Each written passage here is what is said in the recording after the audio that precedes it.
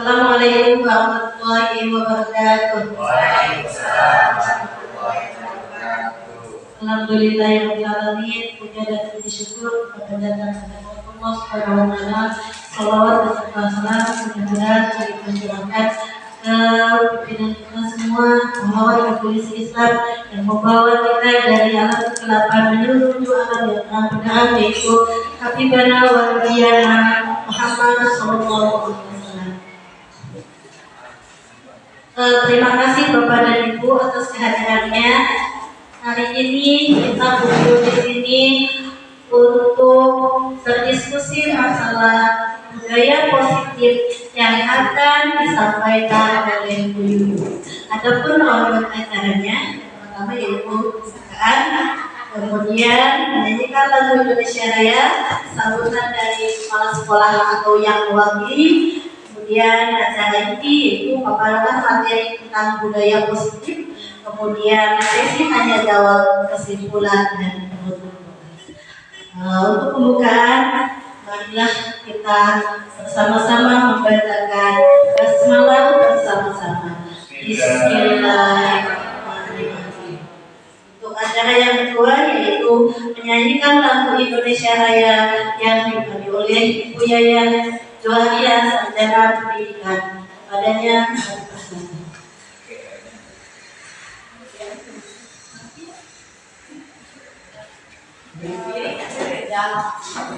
jadi dimohon berdiri.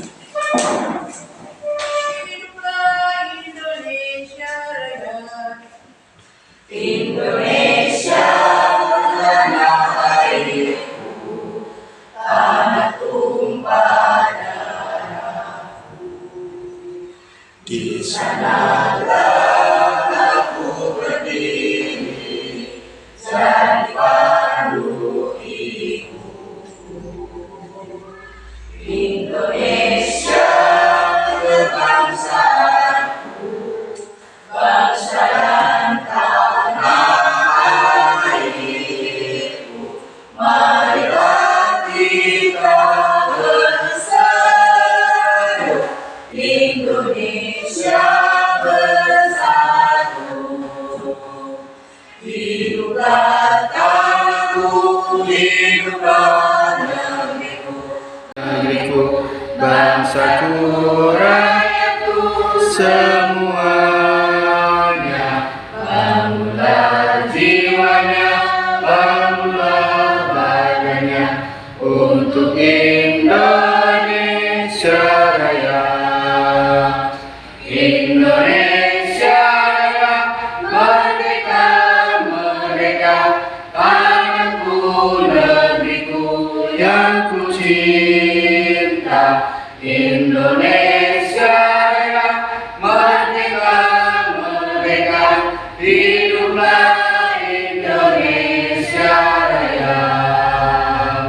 Indonesia Raya, merdeka, merdeka, tanahku, negeriku yang ku cinta. Indonesia Raya, merdeka, merdeka, hiduplah Indonesia Raya. Jadi dimohon dulu.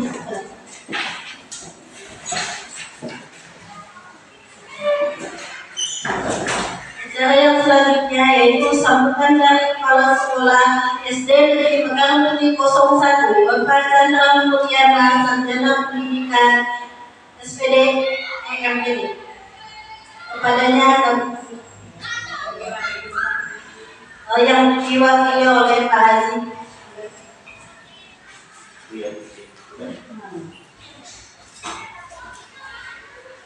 Bismillahirrahmanirrahim. Assalamualaikum warahmatullahi wabarakatuh. Bapak salam, Bapak yang mulia, Ibu Bapak Guru SD Kampung 01, wabil khusus Ibu Lilin Adioni Sarjana Pendidikan yang sekarang sedang menempuh pendidikan tahun berat. Pertama dan utama dari kita panjatkan puji syukur kepada Allah SWT. Salawat dan salam kita sampaikan kepada junjungan alam Nabi Muhammad SAW. Semoga salawat dan salam sampai kepada kita sebagai penutup dan salahnya, dan akhirnya semoga kita mendapat syafaatnya nanti di yaumil akhir. Amin amin ya rabbal alamin. Mewakili yang terhormat yang mulia Bapak Chandra Wicana, sarjana pendidikan di Manajemen Pendidikan, saya memberi pesan kepada Ibu Yuyun yang sekarang akan melaksanakan diseminasi. Yang pertama adalah saya mohon Ibu Yuyun memahami filosofi Ki Hajar Dewantara, yaitu Ingat Sosubrodo, Imadi Wongkasa, Ibu Hendayani. Aplikasinya yaitu di depan kita sebagai tauladan, di tengah kita memberi support, di belakang kita mendorong. Yang kedua, Ibu Yuyun tolong aplikasikan visi dan misi sekolah, dan sekarang pertemuan hari ini pun adalah bentuk diseminasi atau penyebaran pemahaman dan penerapan pengalaman budaya positif yang akan diimplementasikan dalam budaya positif. Apa itu budaya positif yang akan dibawakan oleh Ibu Yuyun? Nanti Ibu Yuyun sendiri yang akan menyampaikan penjelasannya. Mohon disimak oleh Ibu Guru. Nanti kita juga akan mengalami proses CGP. Alhamdulillah sekolah kita sudah banyak yang sudah CGP, budaya-budaya baik yang sudah disampaikan oleh CGP atau GP yang sudah, alhamdulillah sudah berjalan, dan sekarang akan disampaikan oleh Ibu Yuyun, dan nanti kita akan punya perbendaharaan budaya baik lagi oleh Ibu Yuyun Ayuni Sarjana Pendidikan. Demikian saja sambutan dari kami. Assalamualaikum warahmatullahi wabarakatuh.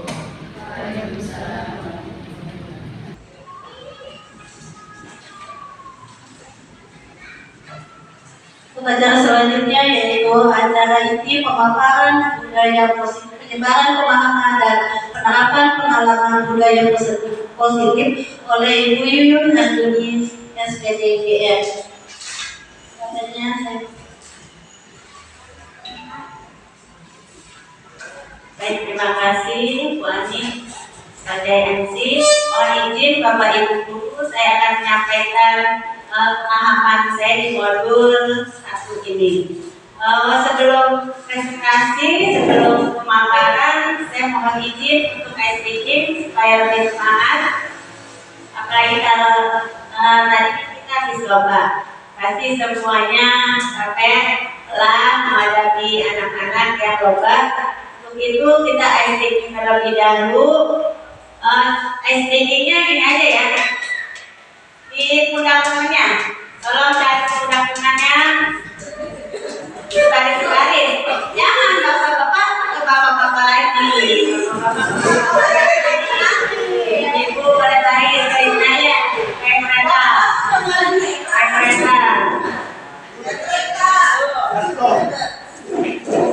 Bapak Freddy boleh di belakang kakak.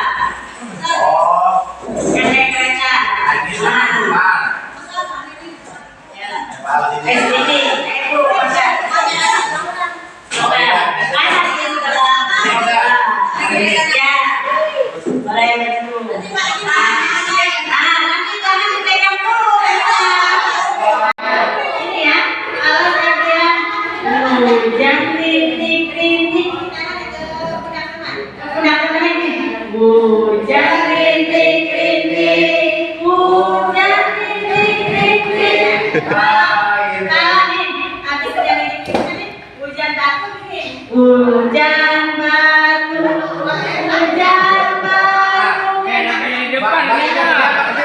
Batunya gede apa kecil? Jangan gede-gede. Ini aja ya, hujan batu. Terus kalau petir menyambar, gini. Ya, petir menyambar. Jauh soalnya. Petir menyambar, habis petir menyambar nanti terus yang badai goyang. Petir menyambar, iya. Ya. Ya. Hujan rintik-rintik, hujan rintik-rintik, hujan rintik-rintik, hujan rintik-rintik, hujan batu, hujan batu, hujan batu, petir menyambar.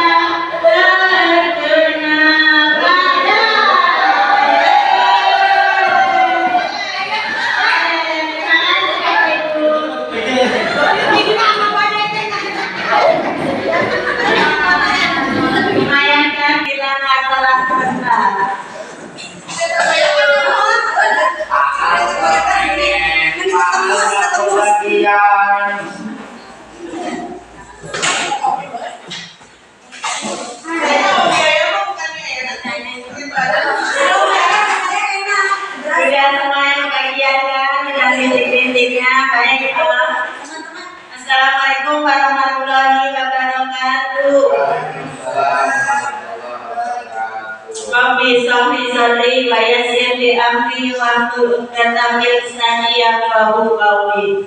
Yang terhormat Bapak Kepala Sekolah SDN Mekarukti 01, yang terhormat Bapak Ibu Guru SDN Mekarukti 01, saya ucapkan terima kasih untuk kehadirannya di tengah kesibukan Bapak Ibu Guru semua dalam mendampingi putra-putri kita yang terhormat. Baik, saya akan mempresentasikan ilmu yang saya dapat selama 2 bulan menjadi calon guru penggerak kelas ini, yang mana yaitu menyebarkan pemahaman dan penerapan pengalaman budaya positif. Jadi di modul 1 ini ilmu yang saya dapatkan insya Allah akan saya berbagi dengan Bapak Ibu Guru semuanya. Bukan berarti saya menggurui, bukan berarti saya yang lebih bisa, tapi izin ini adalah ilmu yang saya dapat yang saya akan sebarkan atau aplikasikan. Budaya positif merupakan perwujudan dari nilai-nilai atau keyakinan universal yang diterapkan di sekolah. Budaya positif dapat mendorong murid untuk mampu berpikir, bertindak, dan menciptakan sebagai proses memerdekakan dirinya sehingga murid mampu mandiri dan bertanggung jawab. Konsep inti budaya positif terdiri dari beberapa bagian, yaitu ada perubahan paradigma belajar, yang kedua disiplin positif, ketiga kebutuhan dasar manusia, keempat motivasi perilaku manusia, kelima posisi kontrol guru, keenam keyakinan kelas, dan yang ketujuh segitiga restitusi. 1. Pembelajaran dengan paradigma baru. Pembelajaran dengan paradigma baru merupakan pembelajaran yang dirancang berdasarkan prinsip berdiferensiasi, sehingga para peserta didik belajar sesuai dengan kebutuhannya berdasarkan tahap perkembangan sesuai psikologis modern untuk mewujudkan profil pelajar Pancasila. Jadi profil pelajar Pancasila itu ada 6. Yang pertama ada apa, Bapak Ibu Guru yang masih ingat? Ada beriman, bertakwa, ada mandiri, bernalar kritis, bergotong royong, kreatif, berwawasan lokal, dan berwawasan lokal. Ada 6. Profil pelajar Pancasila yang tadi disebutkan tadi ada beriman, bertakwa, ada berpendidikan global, mandiri, bergotong royong, bernalar kritis, dan kreatif. Yang kedua, disiplin positif. Disiplin positif adalah pembiasaan-pembiasaan sikap atau perilaku maupun tutur kata oleh seluruh warga sekolah, terutama bagi murid agar dapat berkembang menjadi pribadi yang kritis,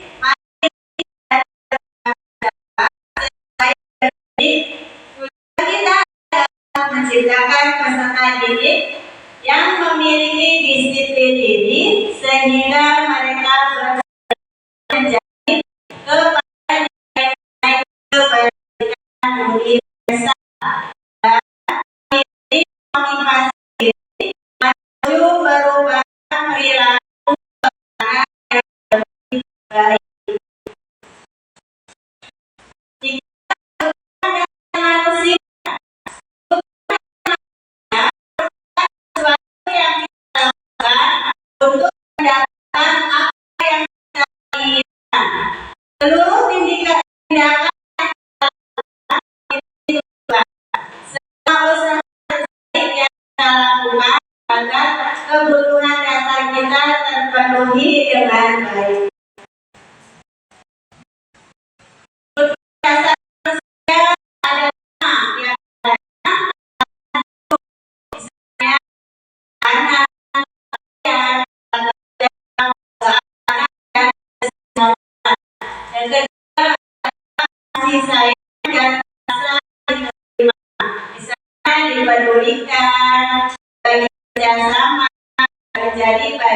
dalam kelompok. Yang ketiga adalah penghargaan. Misalnya diri, keinginan untuk dianggap, memimpin, berprestasi, dan lain-lain. Yang ketujuh adalah kebebasan. Misalnya mandiri, memiliki pilihan, dan juga tidak mampu menjaga dirinya. Dan yang kelima, misalnya humor, antusias, dan tertawa. Motivasi perilaku manusia, yaitu untuk menghindari kenyamanan tabu, untuk mendapatkan imbalan atau penghargaan dari orang lain, dan untuk menjadi orang yang mereka inginkan dan menghargai diri sendiri dengan nilai-nilai yang mereka percaya. Posisi kontrol kita sebagai guru itu ada 5. Pertama, menghukum. Kedua, membuat kata. Ketiga, keempat, memantau. Dan kelima, sebagai manajer. Yang pertama, yaitu hukum. Seorang hukum bisa menggunakan hukuman fisik maupun verbal yang menjadi posisi penghukum. Senantiasa mengatakan bahwa sekolah memerlukan sistem atau alat lebih menekan murid-murid lebih dalam lagi. Guru-guru yang dapat menerapkan sistem penghukuman berkata atau kamu selalu saja salah, selalu pasti selalu yang terakhir selesai. Jadi ada keterangan dari seorang guru. Guru seperti ini senantiasa percaya hanya ada satu cara agar pelajaran bisa berhasil, yaitu caranya. Ciri khas penghukum adalah nada suara tinggi, bahasa tubuh mata melotot, dan jari menunjuk-nunjuk atau menghari. Yang kedua adalah membuat rasa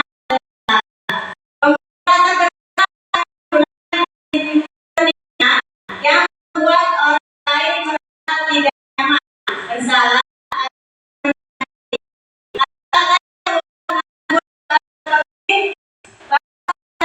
sekali. Di posisi ini murid akan memiliki penilaian diri yang buruk tentang diri mereka. Murid merasa tidak berharga dan telah mengecewakan orang-orang yang disayanginya. Konsekuensi logis dari penerapan peran ini yaitu murid akan merasa bersalah,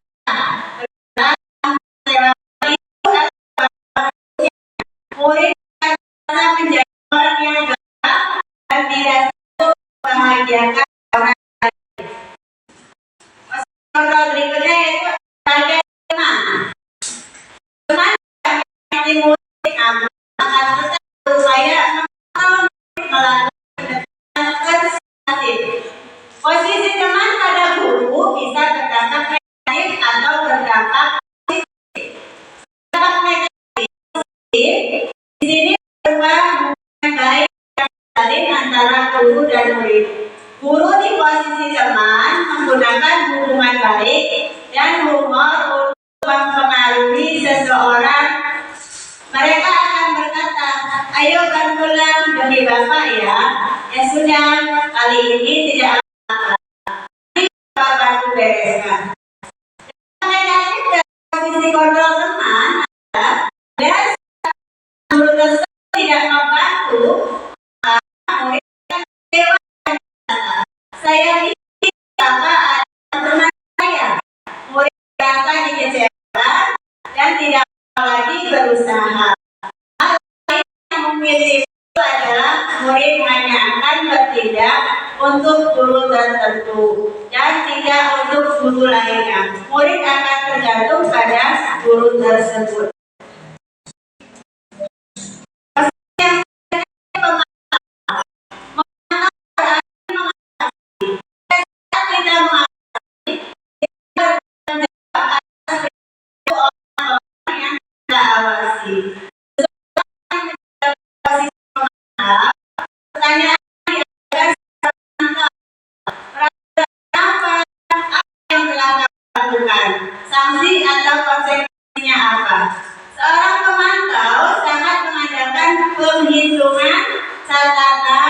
data yang dapat digunakan sebagai bukti atas perilaku seseorang.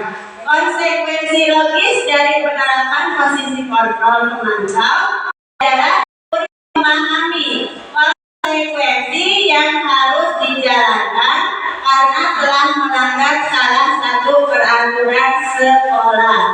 Guru tidak menunjukkan suatu emosi yang berlebihan, menjadi marah atau membuat merasa berbuat salah, tetapi tidak nyaman. Yang terakhir yaitu posisi guru sebagai manajer. Manajer yaitu posisi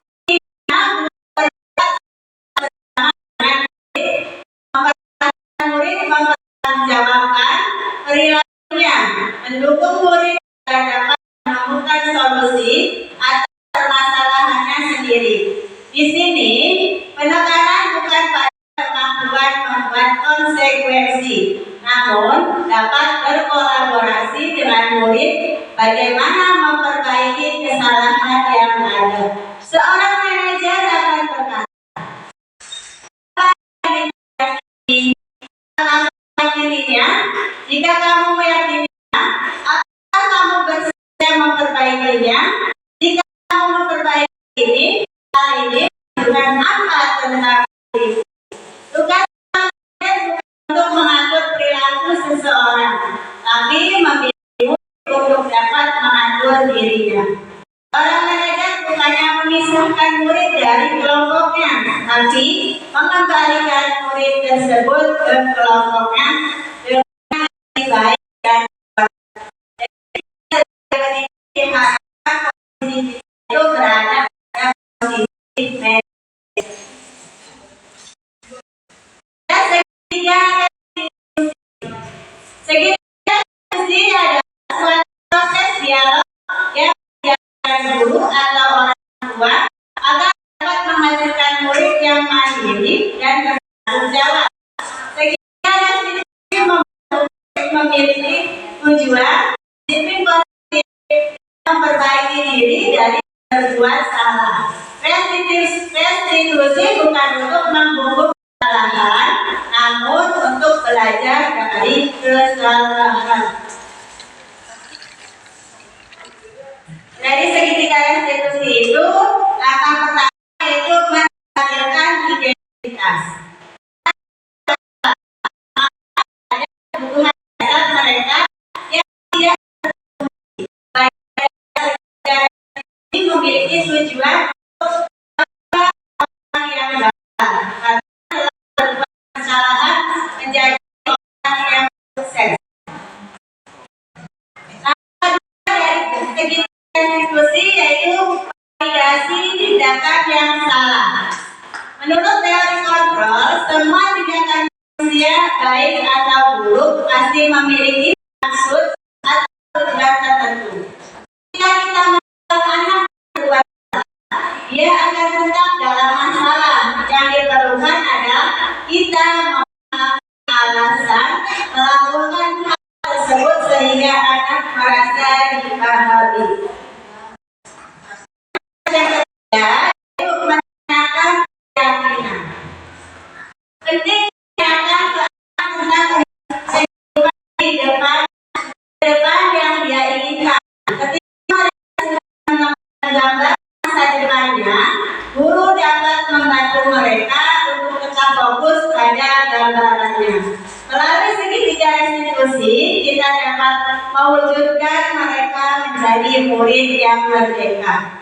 Mereka mampu menyelesaikan masalah dengan motivasi internal dan bertanggung jawab terhadap pilihannya. Jadi kita melakukan segitiga restitusi ini untuk meminimalkan kita sebagai guru di peran kontrol mendukung. Yang ketujuh ada keyakinan kelas. Keyakinan kelas merupakan kesepakatan kelas yang diamini bersama guru dan dengan harapan dapat meningkatkan kedisiplinan murid.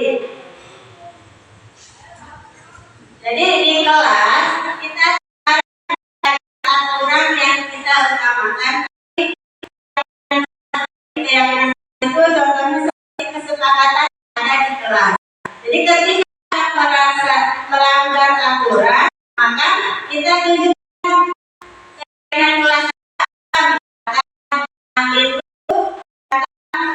saksikan belajar. Yang masih boleh kita bersama cara berada dalam yang melihat sedang belajar mengajar di kelas. Ini ada contohnya menjaga kebersihan, disiplin dan tepat waktu, menolong, berkata sopan, saling menghormati. Jadi anak-anak kita ingatkan terus kalau mereka melanggar atau melakukan sesuatu yang kesepakatan tadi, misalkan buang sampah sembarangan, kita ingatkan. Kita sudah punya keyakinan kelas, misalkan saya kelas 6C, yaitu menjaga kebersihan. Jadi tidak boleh sampah sembarangan.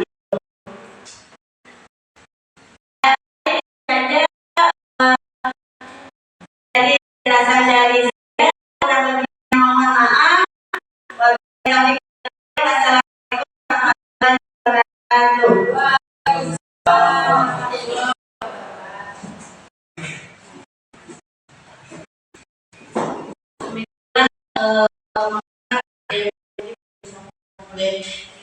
Hari ini acara selanjutnya yaitu sesi tanya jawab. Barangkali di antara Bapak dan Ibu ada yang mau bertanya, kami persilahkan.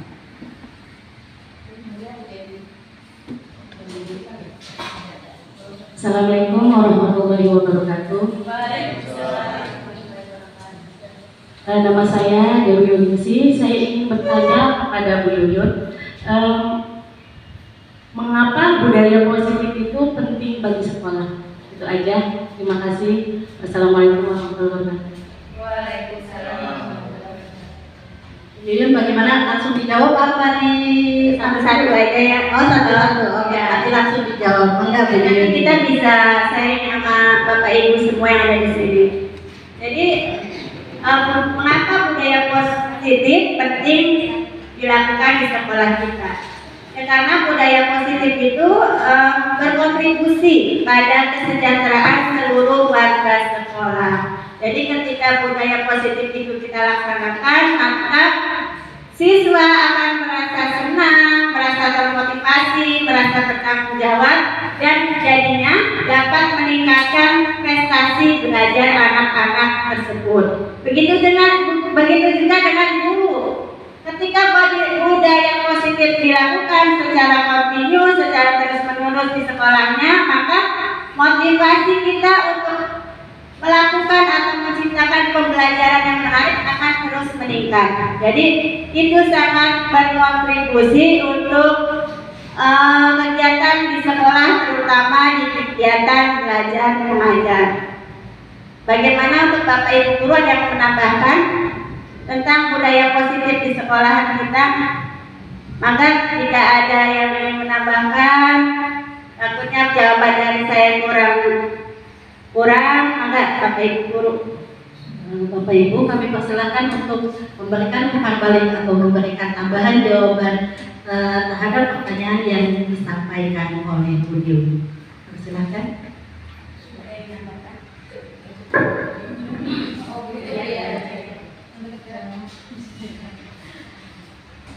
Saya akan menambahkan dari apa yang sudah dikemukakan oleh Bu Yuyun. Memang budaya positif itu sangat penting untuk membentuk karakteristik anak juga.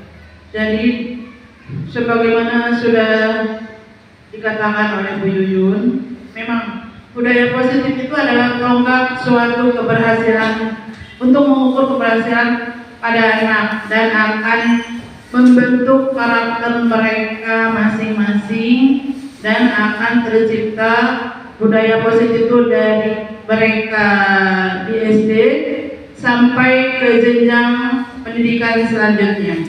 Itu akan tetap terbentuk dan menjadi sesuatu yang memang positif bagi mereka. Terima kasih.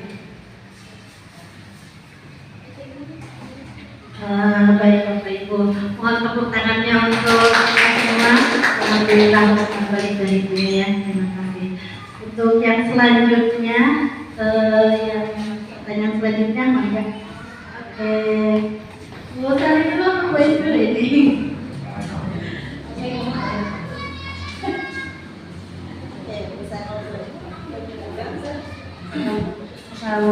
warahmatullahi wabarakatuh. Saya ingin bertanya kepada Bu Yuyun yang budaya positif, apa yang terjadi jika salah satu kebutuhan dasar manusia tidak terpenuhi? Itu saja. Terima kasih. Assalamualaikum warahmatullahi wabarakatuh. Ya, oke. Nanti biasa ada yang menambahkan. Jadi apa yang terjadi jika budaya positif, jika kebutuhan dasar ada yang tidak terpenuhi ya misalnya? Oleh.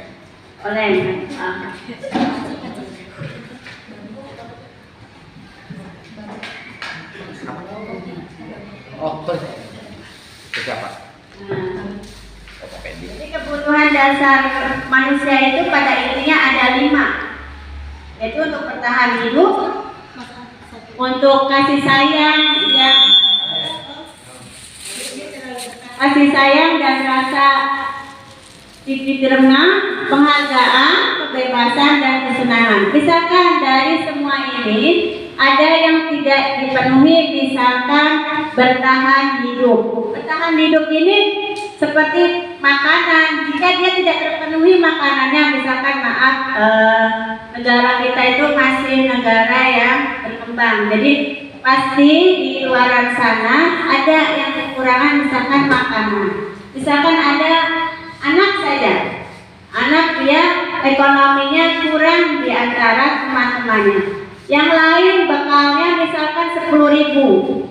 Anak tersebut karena orang tuanya tidak mampu atau kurang mampu, dia hanya dibekali hanya 2.000.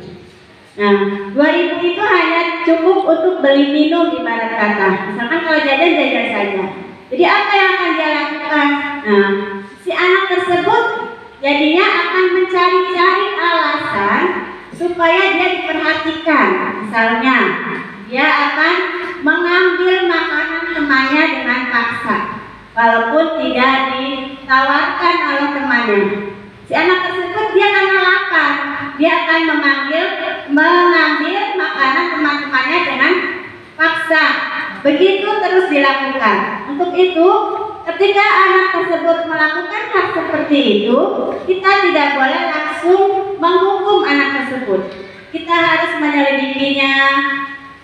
Kenapa dia melakukan seperti ini? Kenapa setiap istirahat dia mengambil makanan temannya? Jadi itu pentingnya kita dalam menjadi pendidik di kelas kita masing-masing. Jadi, anak saya misalkan bandel banget tiap istirahat ngambil makanan temannya.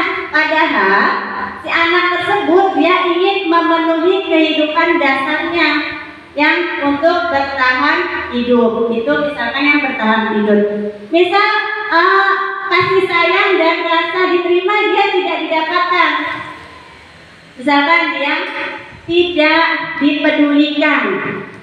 Dia tidak dipedulikan oleh teman-teman sekelasnya. Jadi dia akan bikin keonaran. Supaya apa? Supaya dia diperhatikan dari teman-teman sekelasnya.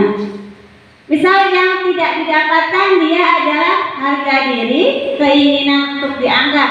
Misalkan dia itu pintar, tapi teman-temannya tidak merasa kalau si anak ini pintar. Jadi dia itu akan melakukan hal yang berlebihan di antara teman-temannya supaya dia itu dianggap saya ini adalah paling pintar. Jadi teman-temannya pasti akan selalu dia jelek-jelekan.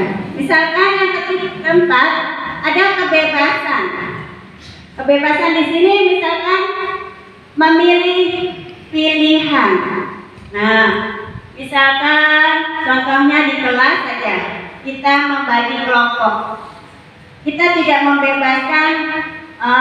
Ayo kelompoknya misalkan dibentuk 1, 2, 3 kumpul dengan kelompoknya. Nah, kita tekankan kelompoknya misalkan sama gurunya cepat A, B, C satu kelompok. Kalau enggak misalkan D, E, F satu kelompok. Nah, si anak ini ketika dia merasa tidak diberi pilihan, dia akan berontak. Dia akan nggak terima. Ibu, saya nggak mau sama dia. Saya nggak disuruh milih kelompoknya sama siapa. Nah, itu bisa jadi karena dia ingin bebas memiliki untuk memenuhi kebutuhan dasar manusia yang berupa kebebasan. Dan yang ketiga adalah kesenangan, misalkan bermain. Di kelas kita, usia anak kelas 1 sampai kelas 6 SD itu adalah usia anak sedang aktif-aktifnya. Usia anak tidak bisa diam. Jangankan 1 jam, 5 menit saja kita suruh diam, anak tersebut susah. Jadi dia ingin bermain karena emang fasenya, fase anak SD itu adalah fase anak yang masih bermain. Tapi kita arahkan, kita harus tetap arahkan, kita harus ingatkan setiap pembelajaran itu ada waktunya kita belajar, ada waktunya kita bermain. Jadi itu jika salah satu kebutuhan hidup dasar manusianya tidak dipenuhi, maka pasti manusia tersebut akan mencari-cari kesalahan supaya dia dapat memenuhinya. Seperti ini. Untuk menjadi orang yang mereka inginkan dan menghargai diri sendiri dengan nilai-nilai yang percaya. Jadi motivasinya nanti untuk ada Bapak Ibu yang lain yang menambahkan. Barangkali Bapak Ibu yang mau menambahkan, mangga dari Mas siapa? Buya mungkin cukup. Baik, itu tadi kebutuhan dasar manusia. Jadi kebutuhan dasar manusia itu memang harus semuanya terpenuhi, gitu ya Bapak Ibu. Jangan sampai ada kebutuhan dasar manusia yang memang tidak terpenuhi. Siswa ketika kebutuhan dasarnya memang tidak terpenuhi, maka dia akan, kalau bahasa kita mungkin nyari perhatian, gitu ya. Jadi bagaimana dia akan diperhatikan sehingga mungkin kita akan melihatnya kayak, kok kamu nakal gitu. Tapi sebenarnya tidak. Sebenarnya yang dia lakukan adalah dia ingin mencari perhatian. Oke, pertanyaan selanjutnya, mangga. Siapa Bu? Tadi dulu ya.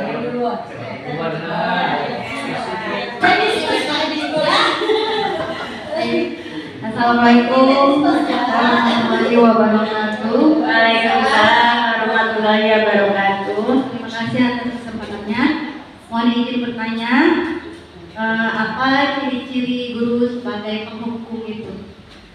Terima kasih. Terima kasih Bu Tita. Alhamdulillah ini diskusinya ternyata hidup sampai berebutan untuk pertanyaan juga. Maka Bu Yuyun dijawab. Baik, izin menjawabnya kita dan Bapak Ibu semuanya. Jadi posisi penghukum ciri-cirinya itu apa? Nah, di sini. Jadi ciri-cirinya yaitu nada suaranya itu tinggi. Nah, Pak Pedi kan maksud kita Pak Pedi ya. Kalau Pak Pedi kan sudah yang dari sana. Setelan pabrik. Misalkan kita kan orangnya lembut, kita lembut, dia ketika jadi penghukum nadanya itu berubah, dia akan suaranya tinggi, ada bedanya. Terus matanya juga akan melotot karena dia seperti walaupun kita itu terkenal lembut ya kita. Terus jarinya suka menunjuk-nunjuk, nah itu cirinya. Makanya kenapa posisi menghukum itu tidak dianjurkan untuk kita sebagai guru, karena seperti itu terlihatnya bahasa sininya kasar gitu ya, terlihatnya. Nah, dia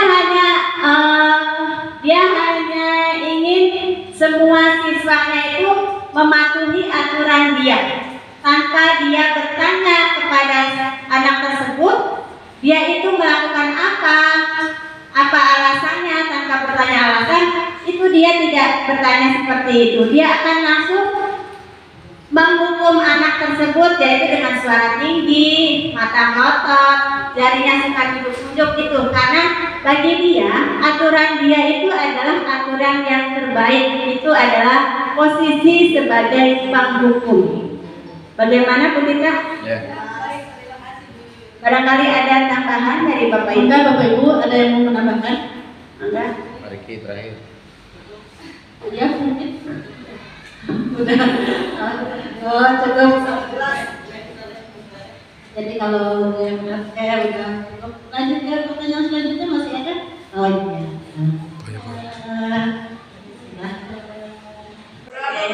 Izin bertanya,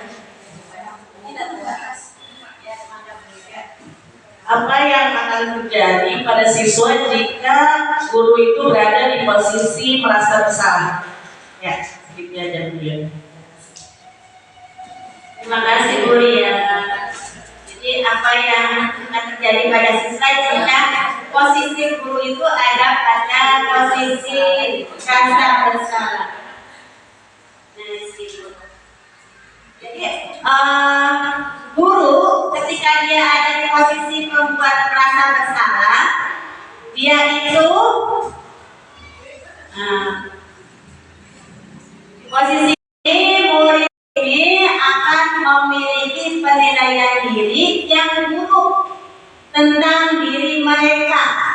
Murid merasa tidak berharga dan telah mengecewakan orang-orang yang disayanginya.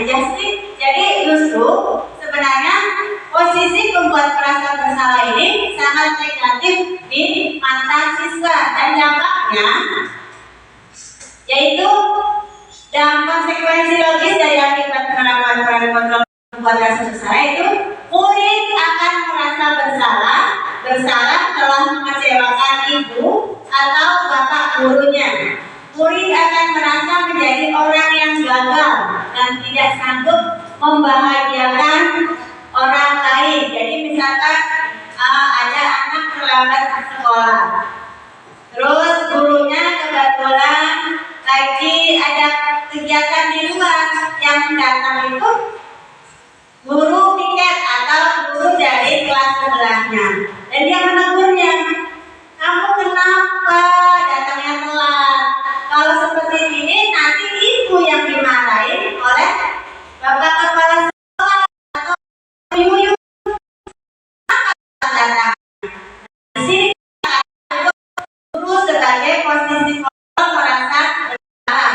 Jadi bukannya positif, si anak ini malah jadi merasa bersalah. Anak tersebut jadinya dia nyalain diri sendiri. Oh iya, saya salah, saya nggak menghargai. Misalkan guru kelas 11 saya Pak Aji, saya tidak menghargai Pak Aji, padahal Buyut sudah tertitip ke Pak Aji bahwa Buyut ada kegiatan, saya ternyata tetap telat. Nanti Pak Aji yang dimarahin Buyut, nanti Pak Aji yang dimarahin kepala sekolah. Jadi itu adalah dampak negatif dari posisi merasa bersalah. Anak akan merasa bersalah dan tidak menghargai orang lain atau gagal dirinya. Itu Bu Ria. Ada yang menambahkan? Ada yang mau menambahkan?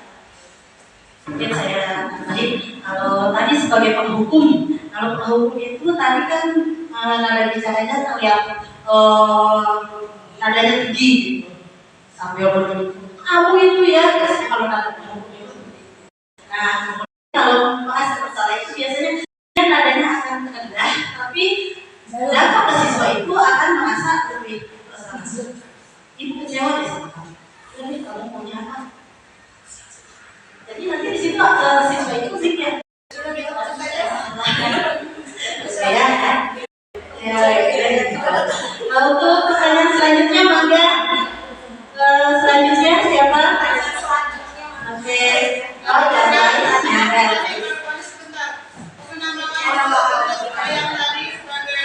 Oh, itu mungkin kalau kita berada pada sekolah swasta mungkin ya posisi seperti itu mungkin bisa, kalau sekolah negeri makanya kita melihat keadaan situasi yang istilahnya kita dalam satu kelas lebih dari 30 sampai 40 lebih dengan kondisi anak yang berbeda-beda keadaannya. Kadang-kadang nada tinggi itu sebenarnya diperlukan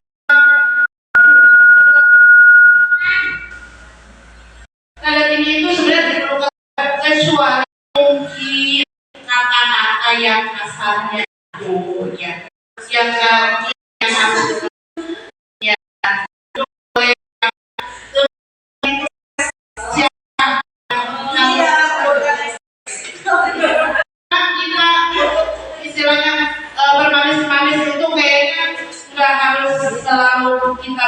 selalu manis gitu kan. Ada saatnya kita harus tegas, ada kalanya kita harus manis, ada kalanya kita harus lembut. Itu sih. Lihat situasi di mana kita berada. Terima kasih. Kontekstual, gimana situasinya? Situasional.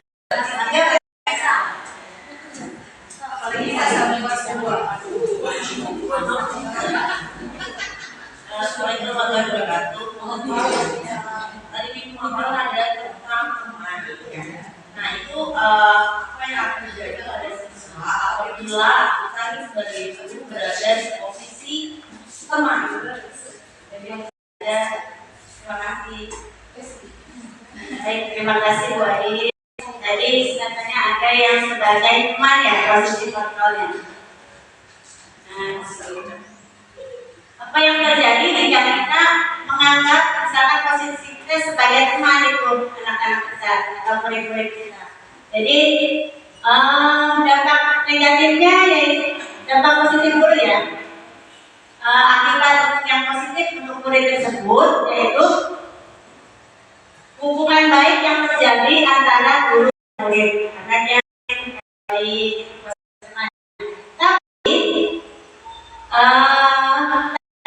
negatifnya, kalau tadi positifnya kita terlihat akrab, kita terlihat akur dengan kata-kata dan perilaku sebagai teman. Dampak negatifnya yaitu saat murid tersebut tidak membantu, maka murid akan kecewa dan jadi akan kecewa terhadap gurunya. Misalkan biasanya kerjakan halaman ketika dia sebagai ada anak yang belum selesai, terus ibu saya belum selesai, ya nggak apa-apa, nanti dibantuin. Ayo sekarang misalkan seperti itu. Tapi dampaknya itu si anak atau murid tersebut akan jadi kita, jadi terlalu tergantung ke kita. Ketika kita tegas, kamu harus kerjakan sendiri. Nah dia akan kecewa. Kok guru sekarang begitu? Kemarin bilangnya gak apa-apa, nanti dibantuin. Terus sekarang ibu guru dia gak mau bantuin saya. Itu jadinya anak itu akan kecewa. Dia karena tergantung pada biasanya apa dibantuin biasanya. Ibu guru saya copot.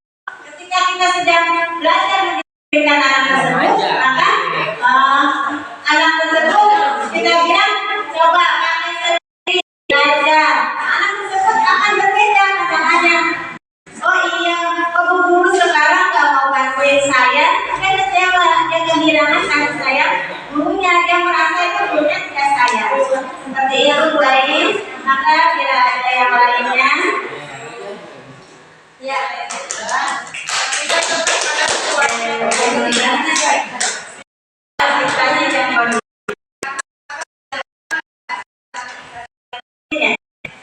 Mungkin lagi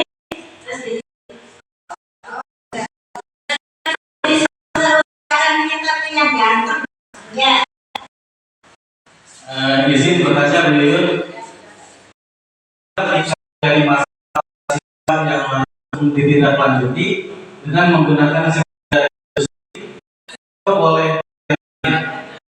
Mungkin itu saja. Terima kasih.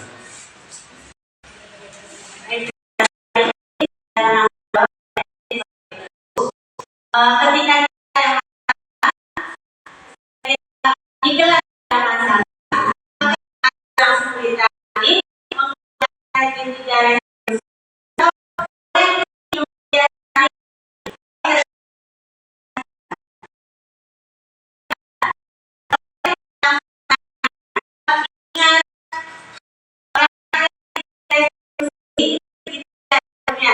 jadi tiga-tiganya harus kita laksanakan.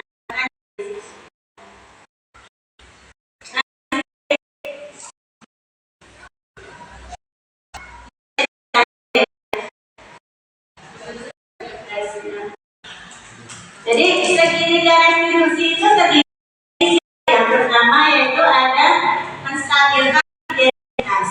Ketika ada masalah, kita boleh menerapkan segitiga restitusi ini pada kita ambil kita stabilkan identitasnya. Terus yang kedua, kita variasi tindakan kesalahan. Tanya alasan dia melakukan kesalahan tersebut. Jangan langsung sebagai hukum yang kemarin tadi, kamu kenapa begini, kenapa nadanya seperti ini. Jadi ketika melakukan segitiga restitusi, nada kita itu nada sebagai manajer. Jadi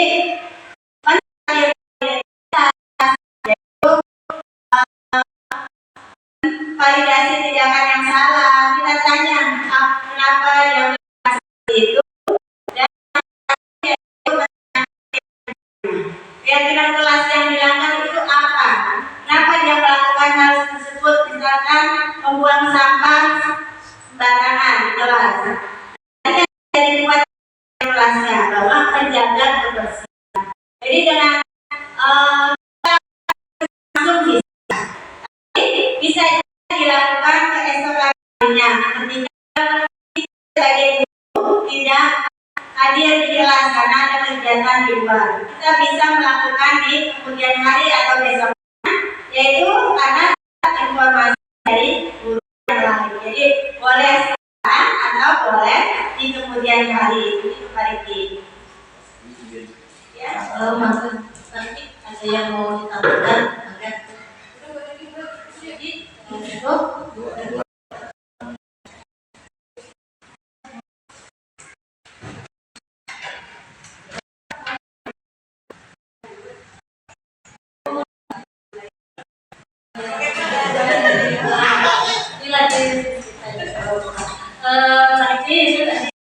disampaikan oleh Haji, mungkin ada tambahan lagi dari yang lainnya atau Bapak?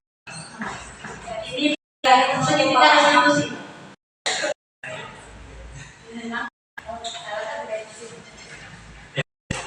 Baik Bapak dan Ibu, pesan sudah? Sudah? Iya, terkait dengan segitiga restitusi intinya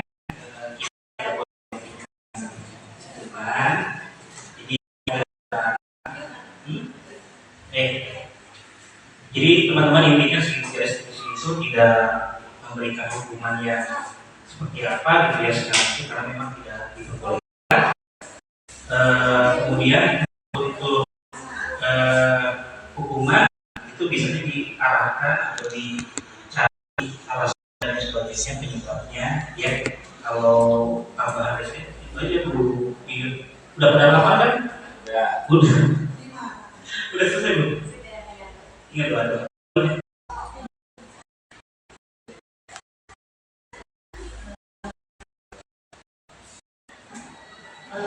Tadi tambahan dari Bapak Mas Anas, terima kasih. Tadi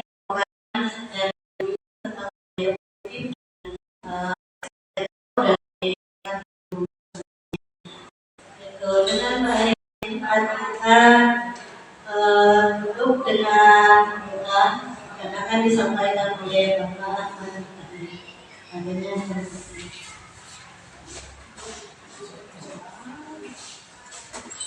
Assalamualaikum warahmatullahi wabarakatuh. Kita kegiatan hari ini dapat berikan kesempatan kepada Bismillahirrahmanirrahim. Kita ta'ala wa insyaallah sallallahu alaihi wasallam wa bi nafsi anta qala rasulullah ya Allah Mustafa wassallallahu alaihi wasallam wa ahli bait.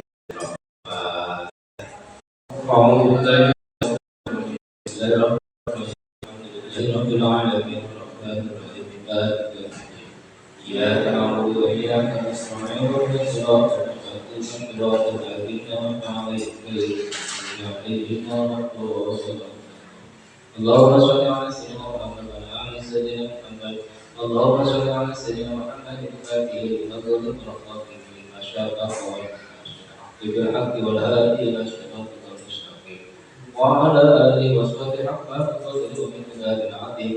اللهم افتح لنا أبواب الخير وأبواب البركة وأبواب النعمة وأبواب الشفاء وأبواب السلامة وأبواب القوة وأبواب الرزق وأبواب الرزق وأبواب برحمتك يا أرحم الراحمين.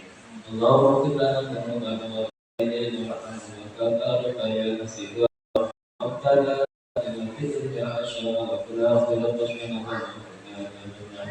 صلى الله على سيدنا محمد وعلى آله وصحبه وسلم. سبحانك رب العزة عما يصفون والسلام على المرسلين والحمد لله رب العالمين.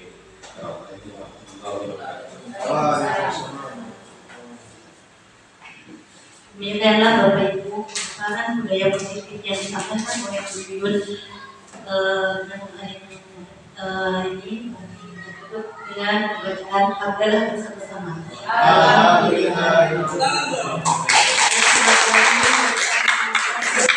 Assalamualaikum warahmatullahi wabarakatuh. Waalaikumsalam.